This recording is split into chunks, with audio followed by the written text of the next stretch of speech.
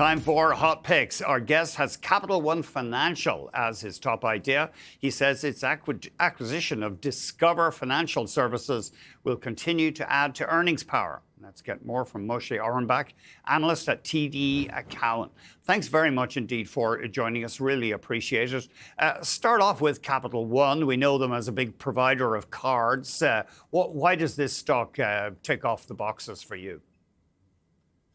Sure. And Andrew, thanks for having me. So I think that, Capital One has always been known as a big credit card player.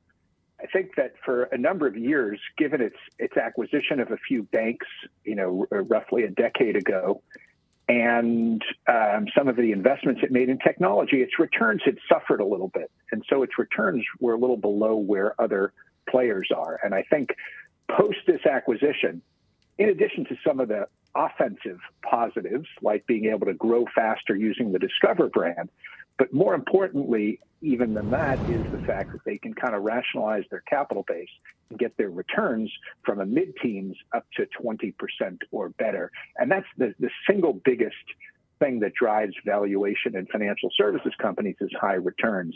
And I think that's the case. They announced a $16 billion buyback.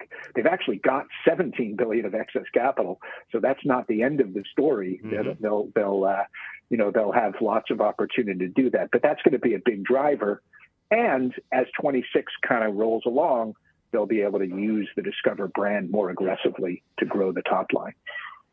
And just we're tight for time, and I'm sorry, but what is their business model? So they issue Visa cards, do they? So Capital One is the largest issuer, at least measured by balances, of Visa and MasterCards in the United States. They also are one of the larger auto lenders, and they have a banking business as well. So their business model spans all those. They're best known for the cards because they're a big advertiser on television.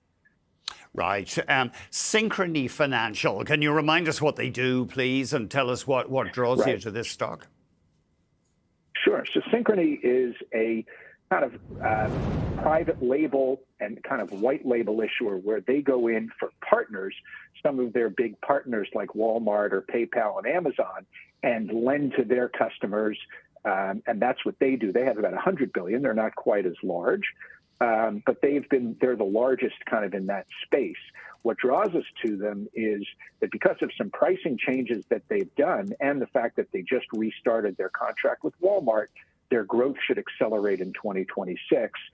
We've got 7% revenue growth, and that's what's attractive there, and it's relatively inexpensive.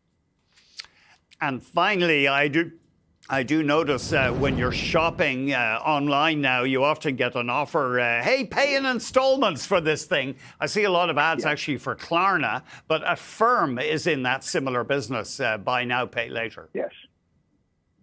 Yes, it is. And Affirm has got 30% growth in both volume and revenues. It's the fastest growing of the companies that we cover. And I think what they have going for them, in addition to that very strong current position, is they basically have issued nearly 3 million Visa cards so that their customers, and that number is growing, so their customers will not only be able to shop online using Affirm, but in store as well. And that's kind of the next leg of growth for that company. Not one that you'd buy, not inexpensive, but it is a spectacular kind of growth opportunity. What is the basic buy now, pay later model? They make money off the interest, but is it like a credit card? If you don't pay on time, then you face a very high borrowing cost? Right. So Affirm is actually very, very adamant about that. They are fixed rate, and you can never get charged more than that. Oh. And it's only on the amount that you borrow, and it's paid down over a specific number of months. So it does ensure that the borrower can't get into what they view as a cycle of debt that you could apply kind of to the credit card model. Oh, that's interesting. So it doesn't balloon out as can happen with credit cards. You end up with an interest rate well over 20%. Yeah, Yeah, I mean, they could have an interest rate over 20%, but it's only on the amount that you're borrowing, and it does amortize down as you pay it off over, a set number of months. Right. Fascinating. But obviously, yeah, I've really noticed that online shopping sites now are pushing that buy now, pay later model. Yes, right. That is correct. There's a lot of that going on. And like I said, I mean, e-commerce is large and growing, but in-store commerce is significantly larger. So as they can get that number from, there was 2.8 million of those cards issued at September 30th, get that number higher and, further penetration into in-store commerce, I think there's a next leg of growth as well. Moshe, thank you very much indeed. Really appreciate it.